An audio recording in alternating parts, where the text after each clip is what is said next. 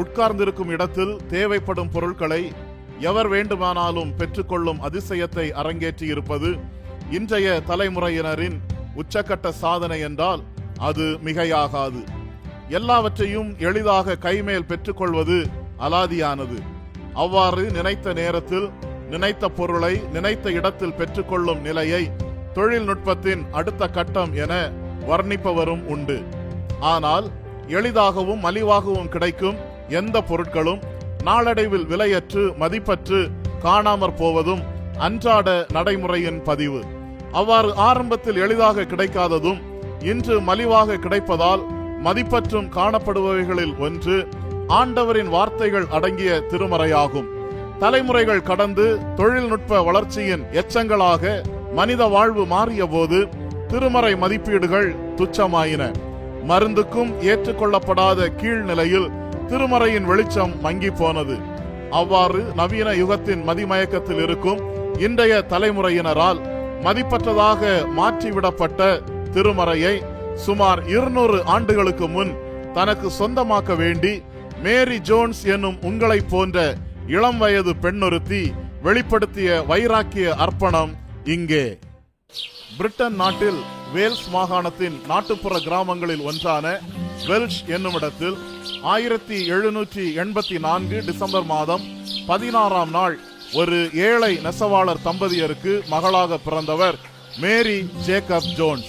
அங்குள்ள மலையின் அடிவாரத்தில் பசும் புல்வெளியில் ஒரு சிறிய சாதாரண வீட்டில் அவர்கள் வசித்து வந்தனர்.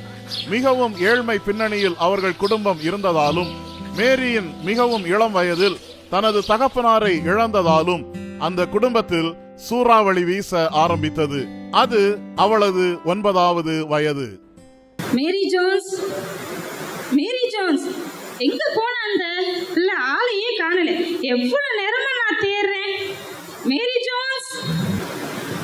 கர்த்தர் என் மேய்ப்பராய் இருக்கிறார், நான் தாழ்ச்சி அடையேன்.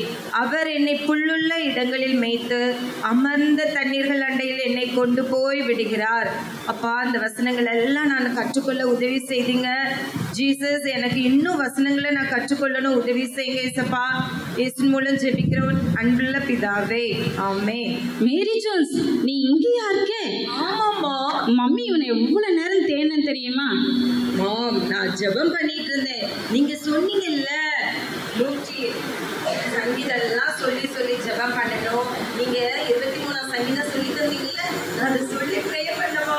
ரொம்ப ஜாலியா இருக்குமா. ஜோன்ஸ், நீ வெரி குட் கேர்ள்மா. தேங்க்யூ மாம். மாம், எனக்கு ஒரு ஹெல்ப் பண்ணுறீங்களா? நான் இன்னும் எழுதணும், படிக்கணும், வசனங்கள்லாம் அப்போ தான் என்னால் கற்றுக்கொள்ள முடியும். நான் எழுதி படிக்கிறதுக்கு எனக்கு உதவி செய்கிறீங்களா மாம்? கண்டிப்பாம்மா. நம்ம ஊர்ல கிராமத்துல ஒரு புதுசா ஸ்கூல் ஓபன் பண்ணியிருக்காங்க. ஆமாண்டா, நீ அங்க போனா எழுத கத்துக்கலாம், படிக்க கத்துக்கலாம். அப்போ நீ ஈஸியா பைபிளை படிக்க கத்துக்கலாம். நம்ம ஸ்கூலுக்கு போகலாமா? ஆமா மாம், தேங்க்யூ so much. நான் சூப்பரா படிப்பேன் மாம்.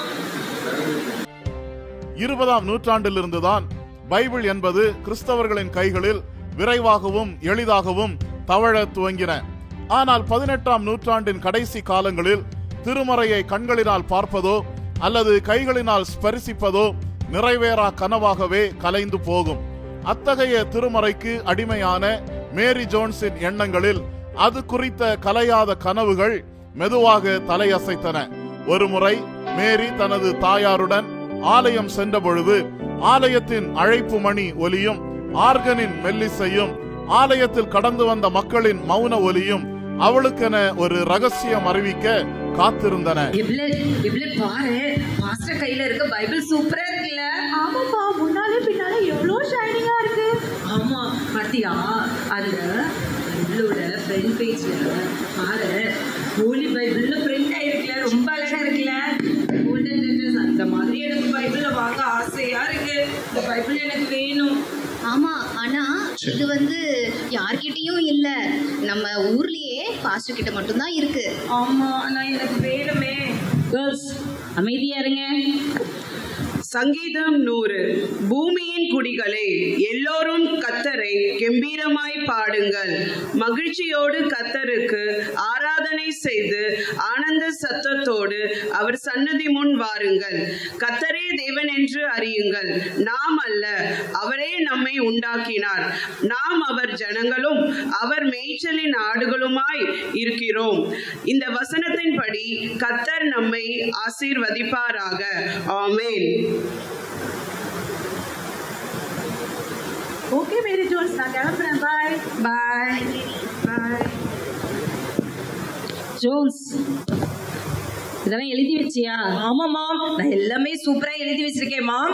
நான் உன்னை இந்த வசனத்தெல்லாம் கேட்பேன், நீ எனக்கு சொல்லணும். கண்டிப்பா சொல்றேன் மாம். மாம், எனக்கு ஒரு ஹெல்ப் பண்றீங்களா? பாஸ்டர் கையில சூப்பரா ஒரு பைபிள் இருந்ததுல்ல, அந்த மாதிரி பைபிள் எனக்கு வாங்கி தாங்க மாம். எனக்கு கண்டிப்பா அந்த பைபிள் வேணும் மாம். நான் தினைக்கும் அந்த பைபிள் வசனங்கள் எல்லாம் படிக்கணும் மாம். ஜோன்ஸ், நம்மளுடைய ஃபேமிலியோட சுச்சுவேஷன் உனக்கே நல்லா தெரியும்ல. நம்ம ஒரு வேளை சாப்பாடு கூட எவ்வளோ கஷ்டப்படுறோம்ல. அதனால அந்த பைபிள்லாம் ரொம்ப காஸ்ட்லிமா, நம்ம வாங்கவே முடியாதுடா. ஓகே மாம், நீங்கள் ஒன்றும் வருத்தப்படாதீங்க மாம். நான் சின்னதாக என்னோட நீங்கள் தர்ற காசு, அப்போ சின்ன வேலை செஞ்சு நான் சம்பாதிச்சு நான் எப்படியாவது அந்த பைபிள் வாங்குவேன் மாம். கண்டிப்பாக அந்த பைபிளை, இந்த வேதாகமத்தை நான் கண்டிப்பாக வாங்கியே ஆவேன் மாம். எப்படியாவது நான் அந்த பைபிளை வாங்கியே ஆவேன். 10 வயது மேரி தன்னுடைய பிடிவாதத்தின் தாற்பரியத்தால் கைக்கு எட்டாத கண்களால் தூரத்தில் கண்டு விழிகள் விரித்து புருவம் உயர்த்தி ஆச்சரிய ரேகைகளோடு மகிழும் எல்லையை கடந்து ஆண்டவரின் வார்த்தைகள் அடங்கிய அந்த ஹோலி பைபிள் ஒன்றை எப்படியாவது வாங்கிட வேண்டுமென வெகுண்டெழுந்தாள். ஒரு திருமறையை சொந்தமாக வாங்கி அதை உரிமை கொண்டாட வேண்டுமெனில் அதிக அளவு பணம் வேண்டும். அன்றாடம் காட்சிகளாய் வாழ்ந்து வந்த மேரியின் குடும்பத்துக்கு திருமறை ஒன்றை தொட்டு பார்ப்பதும், திறந்து அதன் நிகழ்வுகளை வாசித்து அறிந்து கொள்வதும், சொந்தம் கொண்டாடி அதை உரிமையுடன் அணைத்துக் கொண்டு மகிழ்வதும் அவர்களுக்கு எட்டா கனியாகவே திகழ்ந்தது. ஆனால் அத்தகைய திருமறையை வாங்குவதற்கு பெரிய அளவில் யோசித்த மேரி ஜோன்ஸ் வேற லெவல். தனக்கான ஒரு திருமறையை வாங்க திட்டமிட்ட மேரி ஜோன்ஸ் தன்னுடைய தனிப்பட்ட ஆசைகளை துறந்து தேவைப்படும் பணத்தை எப்படியாவது சேர்க்க வேண்டும் என்கிற தனியாத வேட்கையுடன் செயல்பட்டாள். தன்னுடைய 10வது வயதில் பணம் சேகரிக்க ஆரம்பித்தவளுக்கு தனது 16வது வயதில் தான் ஒரு வேத புத்தகத்தை வாங்கும் அளவு பணம் சேர்ந்தது. அவளது இளம் வாலிப பருவத்தின் ஆசைகள், கனவுகள் மற்றும் தேவைகள் எல்லாவற்றையும் ஒரு மூட்டையாக கட்டி மூலையில் ஓரங்கட்டி தனது வாழ்நாள் சாதனையை நிகழ்த்திட தன்னை ஆயத்தப்படுத்தினாள். மேரி ஜோன்ஸ், நீ எங்க போயிட்டு வர? நான் உனக்கு தெரியாதா, நான் ஸ்கூல் முடிஞ்சோடனே வேலைக்கு போறேன்ல, உனக்கு தெரியும்ல, நான் பைபிள் வாங்குறதுக்காக தினைக்கும் காசு சேர்த்து வச்சிட்டு இருக்கேன் தெரியுமா? அப்படியா? இப்பதான் எனக்கு ஒரு ஞாபகம் வந்துச்சு. நீ ரொம்ப நாளா கேட்டுட்டு இருந்தல பைபிள் வாங்கணும்னு சொல்லிட்டு. ஆமா ஆமா, அது நம்ம பக்கத்தூர்ல சார்லஸ் ஐயா வித்துட்டு இருக்காரா. நீ அதை போய் வாங்கிக்கிறியா? ஓ அப்படியா? ஆமா. ஐயோ தேங்க் காட், எனக்கு பைபிள் கிடைக்க போதா? கண்டிப்பா கண்டிப்பா நான் போய் வாங்கிக்கிறேன். Thank you for the information. ஊர் ரொம்ப தூரமாச்சே, நீ எப்படி போவ? ஆமா, இல்ல பக்கத்தூர் 40 கிலோமீட்டருக்கு மேல இருக்கும்ல. நான் எப்படியாவது நடந்து போய் வாங்கிடுவேன். தேங்க்யூ. Okay, bye bye. பொங்குதே சந்தோஷம், பொங்குதே சந்தோஷம், என்னில் பொங்குதே. ஜோன்ஸ், என்ன இன்னைக்கு ரொம்ப ஹாப்பியா தெரியறாளே? ஆமா மாம், நான் ரொம்ப ஹாப்பியா இருக்கேன் மாம். என்ன ஹாப்பிக்கு என்ன? சொல்றேன் மாம்.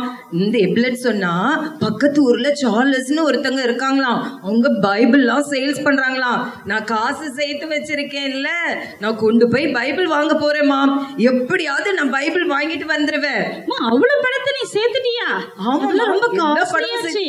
சேர்த்துட்டேன் மாம். பாருங்க, நான் 6 இயர்ஸா சேர்த்துட்டு வரேன்ல, என்கிட்ட பைபிளுக்கு பணம் இருக்கு. நான் போய் வாங்கிட்டு வரேன்.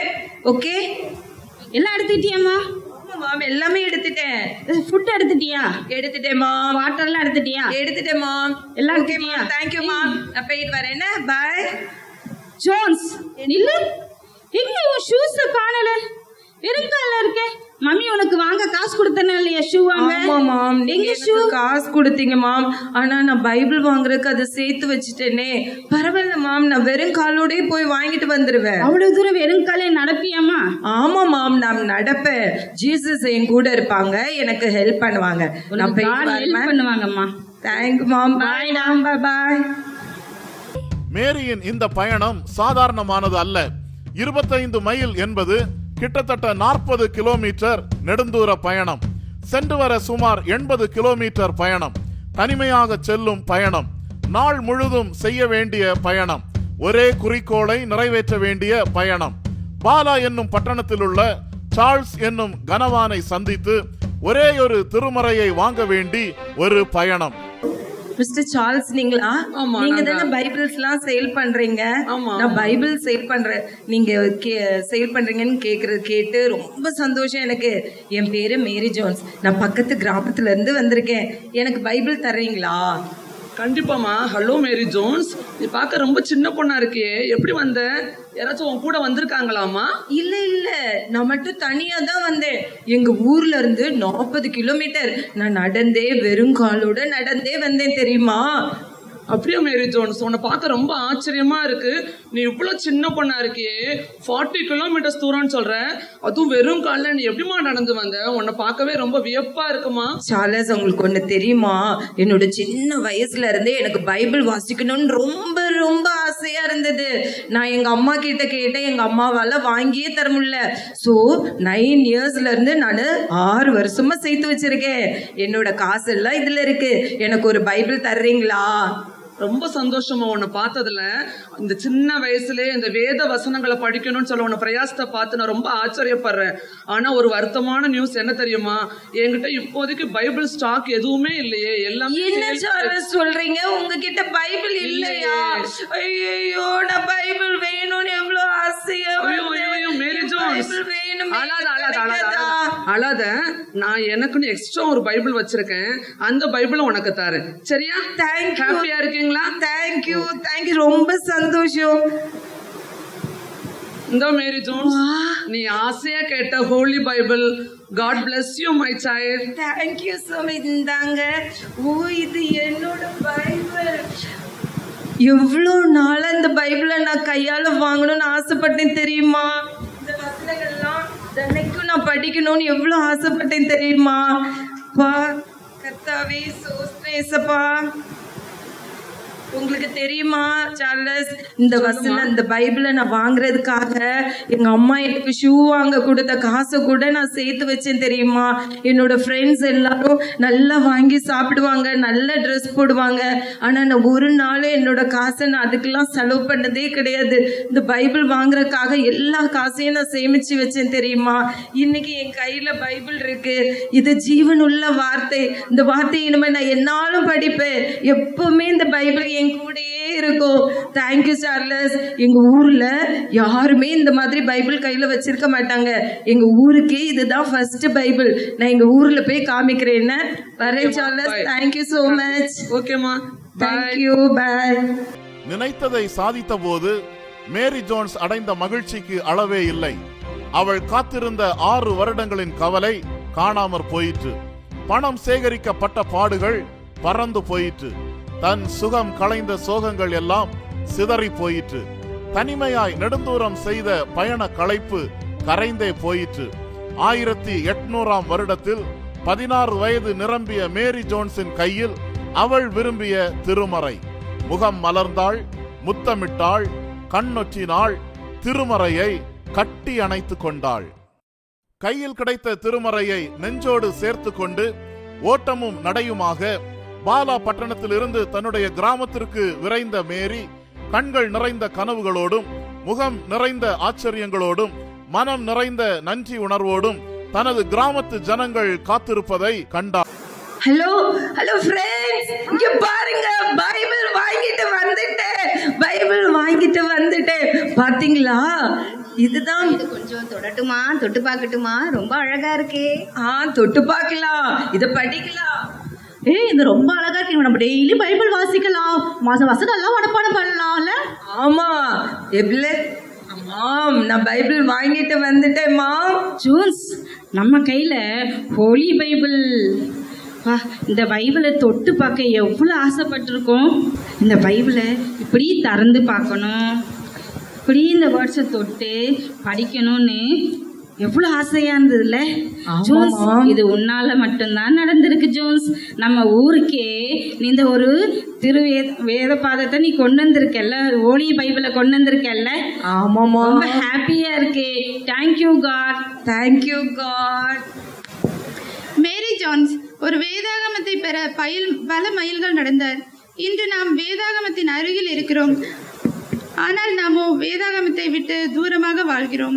நாம் தினமும் செல்போனை திறக்கிறோம், கடைசியாக வேதத்தை திறக்கிறோம்.